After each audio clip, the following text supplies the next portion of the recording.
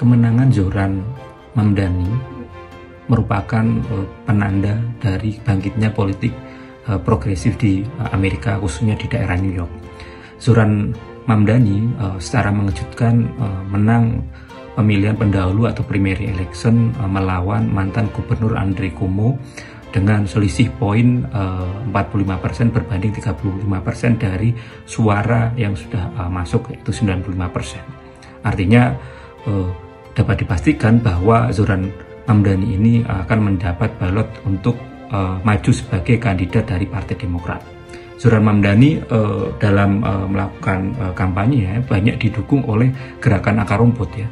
Zohran Mamdani didukung oleh puluhan ribu ya sukarelawan yang bahu-membahu membantu dalam kaitannya memenangkan Zohran Mamdani dalam pemilihan primary ini. Kemudian Zohran Mamdani juga menolak bantuan dari korporasi atau elit ya.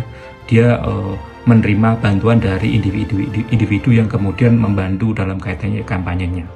Dia juga mendapatkan endorsement dari Alexandria Ocasio-Cortez, Rashida Tlaib, dan Bernie Sanders yang merupakan politisi progresif di Amerika yang mempunyai basis pendukung yang sangat kuat. Ini membantu Zohran Mamdani dalam kaitannya dengan kampanye terutama di sosial media. Di sisi lain, Zohran Mamdani menerapkan strategi inklusif dan multikultural dalam kampanyenya. Pertama, dia berkampanye menggunakan berbagai macam bahasa, mulai dari bahasa Spanyol, Inggris, kemudian bahasa India ya, yang kemudian dapat ditangkap oleh yang ini menjadi kekuatan dan tidak dilakukan oleh pendahulunya ya, yang artinya ditangkap mewakili representasi dari minoritas di Amerika.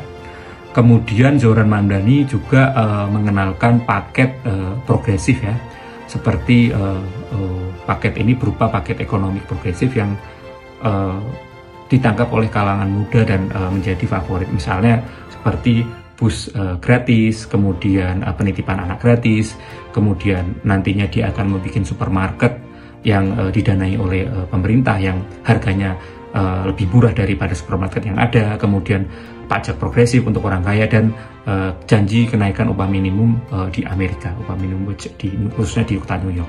Ya, ini program ini menjadi populer dan kemudian banyak diminati oleh kalangan-kalangan anak muda dan khususnya kelas pekerja. Nah, satu sisi Zohran Mamdani juga dikenal tegas terhadap sikap dia ya, dia tidak abu-abu terhadap keputusan dia terkait dengan Palestina ya. Dia dengan tegas pro terhadap Palestina dan menyebut bahwa tindakan yang dilakukan oleh Israel merupakan bagian dari genosida ya, dan bahkan dia dengan lantang akan menangkap Benyamin Netanyahu jika kemudian ke Amerika. Ini membuktikan bahwa politisi minoritas kemudian beragama Muslim dan lain dari imigran dan pro terhadap Palestina ternyata juga bisa punya basis suara yang kuat ya. Dan landscape inilah yang nantinya kita lihat akan seperti apa ke depannya. Jika benar dia memenangkan pemilihan wali kota New York, akan menjadi menarik ya, dan akan menjadi, saya kira, oposisi yang sehat terhadap partai penguasa sekarang, yaitu di presiden, yaitu Donald Trump.